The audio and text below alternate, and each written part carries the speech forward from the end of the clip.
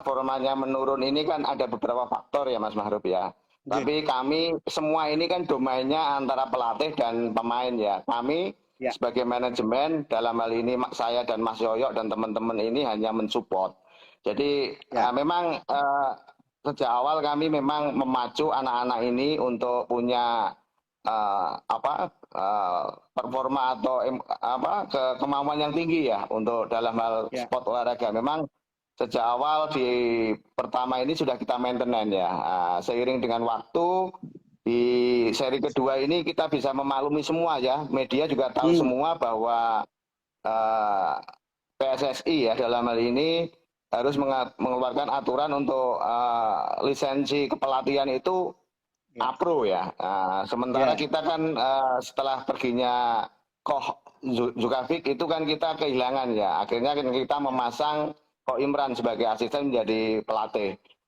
Di seri kedua ini kita kan dilematis dengan adanya lisensi itu. Walaupun di pertandingan kedua ini sebenarnya sudah boleh pakai A aja. Akhirnya kan Oh kita gitu. mendatangkan Ko Ian Gilan ya, Ko Ian Gilan Hmm, lah di masa seri kedua ini kan masa transisi ya dengan pelatih yang hmm. baru dengan mohon maaf kok Imran juga mungkin ada acara keluarga di Jakarta. turunan. Nah, karena apa kita bisa Ya. memahami karena eh, kok Ian ini kan harus adaptasi dengan adik-adik dan adik-adik itu kan harus adaptasi. Jadi kemungkinan ada penurunan seperti itu. Demikian dari saya Mas Maruf. Pak, ya itu memang mendapatkan sorotan ya. Jadi orang mengatakan di eranya Coach Imran kok malah lebih bagus dibandingkan dengan yang pelatih permanen gitu ya. Tapi kalau kalau kemudian Pak Jianto melihatnya sebenarnya selain proses adaptasi, ada juga yang mengatakan ada proses bahasa juga Pak. Apakah memang menjadi kendala terkait dengan bahasa? Iya betul, betul sekali. Jadi sangat kendala. Jadi Koh Ian ini kan dari Skotlandia ya, Inggris Ya. agak dialeknya beda ya. Jadi penangkapannya anak-anak itu kan beda. Apalagi anak-anak Hmm. ini anak-anak muda-muda juga mungkin kalau pelatih asingnya bisa memahami itu yang membuat kita ini apa yang diakulasikan dari Koh Ian ini belum bisa sepenuhnya diterima oleh adik-adik kami, Mas Hmm. Mahruf. Hmm. Jadi kayak ini ya, Inggrisnya kayak Inggris Solo, Inggris Keraton Jogja gitu ya. Betul, betul. Jadi kalau Jawanya ada Jawa, Jawa, Jawa Ngapak, Jawa Semarangan atau Jawa Kudus, itu yang beda-beda Mas Iya. Mahruf. Jadi itulah yang segera kita carikan translate untuk mengatasi kebuntuan informasi yang dari pelatih ke pemain itu Mas Mahruf. Tapi ketika merekrut itu sempat ada ini nggak Pak? Sempat ada soal note ini nggak Pak? Atau memang ini oh ternyata apa ini menjadi kendala gitu. Sempat sempat ada itu nggak Pak? Kekhawatiran di awal ketika merekrut kan pasti ada pertimbangan. Selain license, kemudian juga ada faktor kemampuan teknis, tapi soal bahasa apakah sempat menjadi pertimbangan juga di awal-awal? Sejak awal memang ada pertimbangan.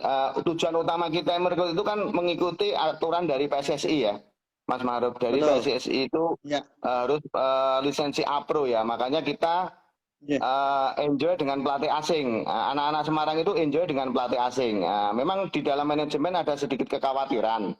Ada sedikit Ya. kekhawatiran dengan translate atau language-nya ya. Tapi Ya. saya yakin nanti bisa teratasi lah dengan adanya perbedaan bahasa atau output yang beda itu, Mas Mahruf. Ya. Kan karena kalau kita lihat dari ini aja udah langsung panas nih Pak, langsung banyak komen evaluasi pelatih, ini pelatih langsung panas soal Pak. Karena memang banyak kan di Instagramnya PSS juga membahas soal ini gimana sih pelatih dan kemudian kembalikan dong Coach Imran gitu. Kak, kan tadi sempat dikatakan sekarang sudah boleh A license ya. Iya, Apakah ada iya. peluang untuk itu Pak? Atau Ya, mungkin jadi menarik?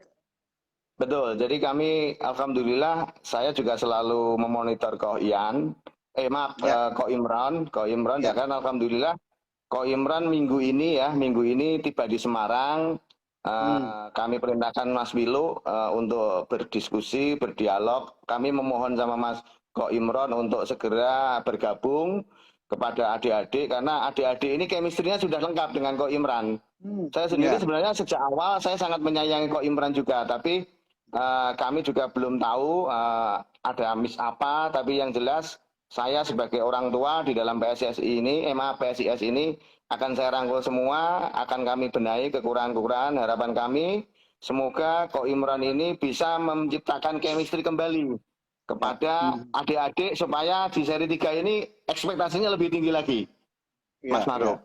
Ya, jadi memang kadang gini ya, kadang kita pengennya yang begini, tapi regulasi membatasi itu juga harus dipahami Pak ya, karena memang sulit kalau udah bicara regulasi kan bicaranya hitam putih, nggak bisa lagi nego-nego, kalau nego malah aneh. Jadi dan murni karena Coach Imran lebih karena faktor license-nya memang belum license upload dan itu menjadi salah satu kendala. Tapi kalau nanti ini juga menjadi mungkin pertama kali ya bahwa nanti posisi Coach Imran seperti apa Pak kalau misalnya nanti memang ada kesepakatan? Apa ada pergeseran? Sementara kami belum dapat laporan ya dari Mas Wilu dan teman-teman manajemen di Semarang, tapi yang jelas kemungkinan kalau saran kami sih nanti si Ko Ian akan jadikan penasihat atau direktur teknik. Secara administrasi beliaunya biar jadi kelengkapan untuk PSSI. Tapi secara pelatihan atau actionnya di lapangan mungkin nanti Ko Imran sama adik-adik yang lebih lengkap nanti. Seperti itu mungkin Mas Mahruf.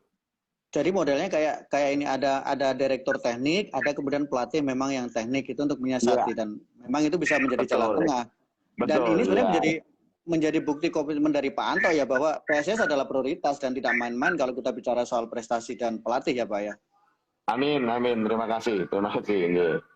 Pak, kalau kemudian tadi pelatih sudah, kalau kemudian kita bicara soal pemain, kan harus diakui bahwa ini juga ada beberapa nama yang sempat ramai, misalnya ada Makan Konate, ada David juga. Nah, kalau soal evaluasi dari pemain, sejauh ini, apakah sudah cukup memuaskan Pak, performa dari adik-adik pemain dari PSIS? Ya, secara keseluruhan di awal kami memang sangat puas sekali ya, tapi perkembangannya waktu dari seri ke seri ini memang saya bisa memahami ada penurunan performa. Penurunan performa itu kan ada beberapa faktor ya, apalagi liga tahun ini kan sangat padat ya.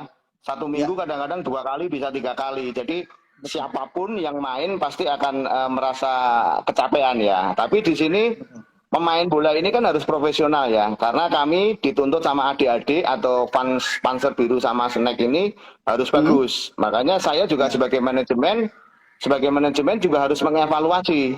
Karena kita juga profesional juga, makanya di antara adik-adik kami sebenarnya sudah bagus semua. Intinya ada beberapa sebagai contoh adik saya yang Brian ini memang dulu kita ngambilnya sudah bagus, kesehatannya sudah cek bagus, semua bagus, tapi ketika dia latihan, ketika dia bermain ada cedera dan ini dia tidak bisa maksimal bermain. Nah itu sebagai contoh Bruno juga.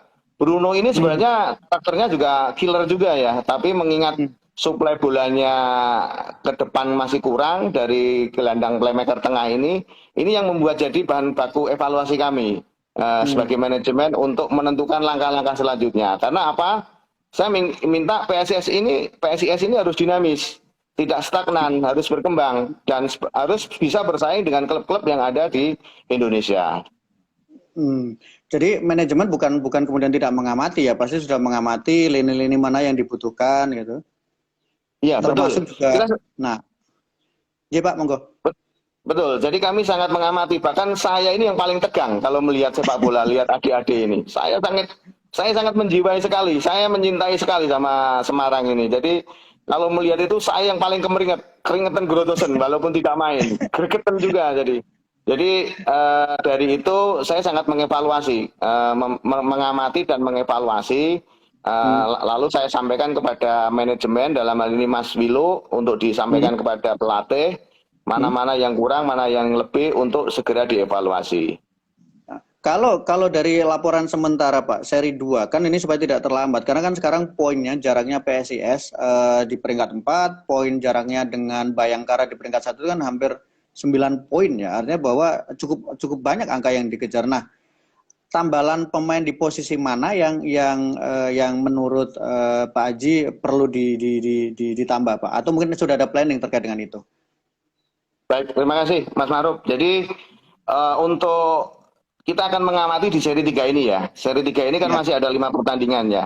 Kami akan mengamati adik-adik kami dari 5 pertandingan ini akan kami evaluasi. Tapi yang jelas lini tengah yang harus kami evaluasi. Makanya lini tengah sama striker. Karena di pertahanan ini bagi kami sudah sangat bagus lah. Bahkan di Liga 1 klub ini yang minim gol, yang paling minim gol di antara Liga 1. Ya, jadi sebenarnya sudah bagus di pertahanannya.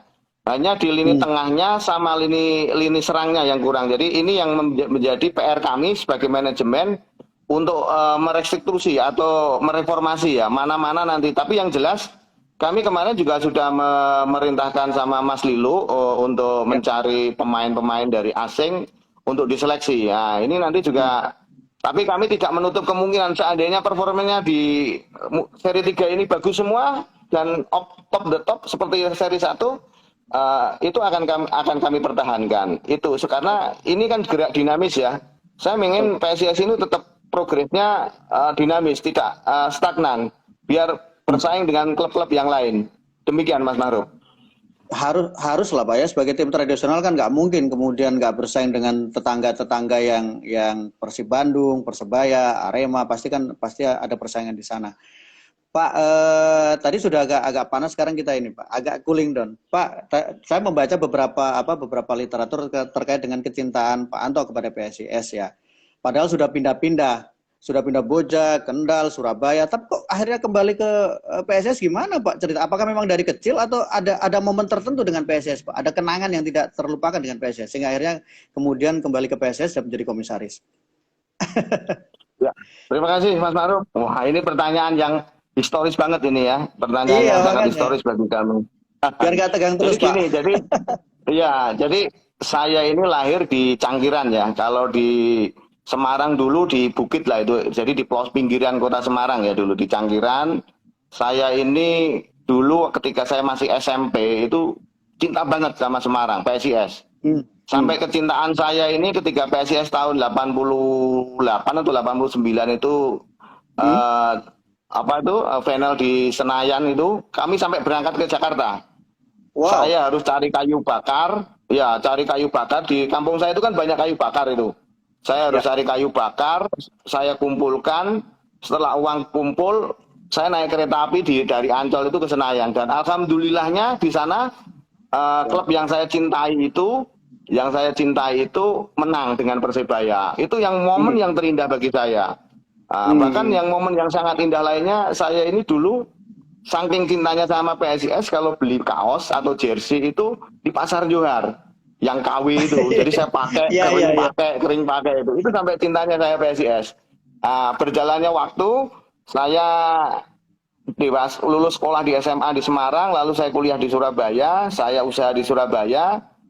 Alhamdulillah usaha saya ini maju pesat dan ada beberapa bisnis yang maju. Di tahun 99, walaupun saya perkembangannya saya ngikuti PSIS. Ketika PSIS main di Tambak Sari pun, saya sama anak-anak saya ini kan lahir di Surabaya. Cintanya sama bonek, suka Persebaya suka banget. Jadi ketika saya lihat sepak bola, ketika pertandingan PSIS sama Persebaya, anak saya yang kalau menang Persebaya, anak saya yang ceria, yang teriak-teriak, ayahnya yang sedih.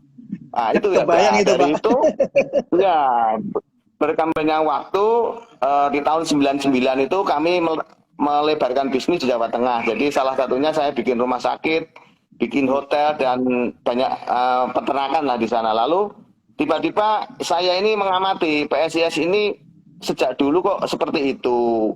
Saya amati juga PSIS ini banyak pengusaha-pengusaha kaya dari Jawa Tengah seperti Jarum, seperti Bang Jateng dan sebagainya. Kenapa kok tidak pengen membesarkan?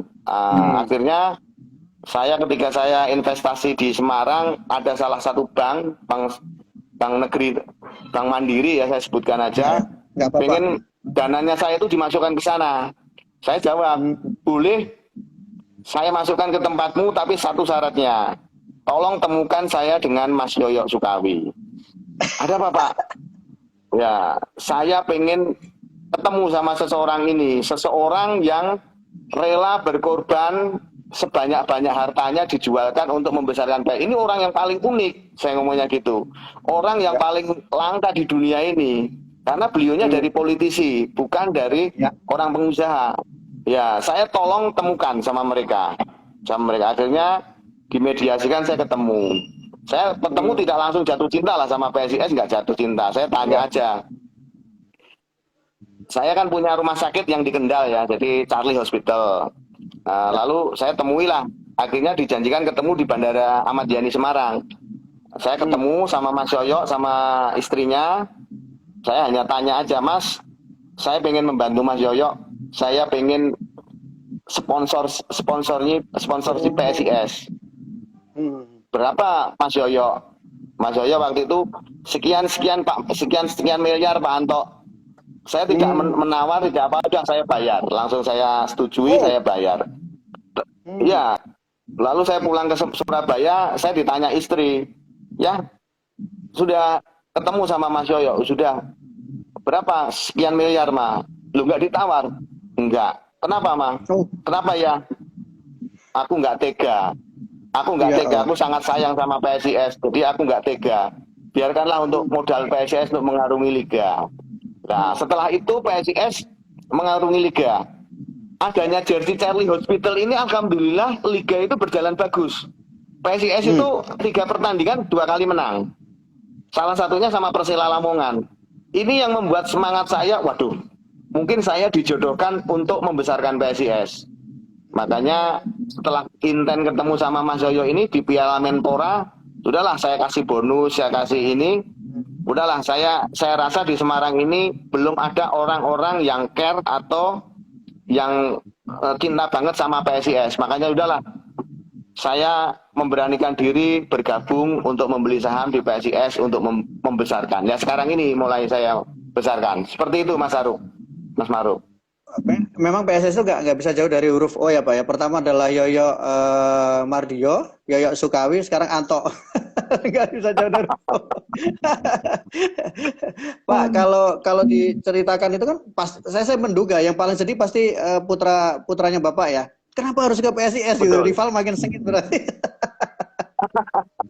Pasti banyak protes. Jujur saya merinding Pak, dan kan gini Pak, kalau kita bicara kecintaan, semua orang sebenarnya cinta PSIS. Kalau orang Semarang lah, atau mereka punya darah dari Semarang, pasti cinta PSIS. Tapi kan kadang sepak bola kan tidak bisa kemudian hanya persoalan cinta, apalagi kalau investasi ya Pak ya. Yeah. Dan saya membacakan membeli saham 30% gitu. Pak, kalau kita bicara dari sisi bisnis, apakah ada juga pertimbangan bisnis?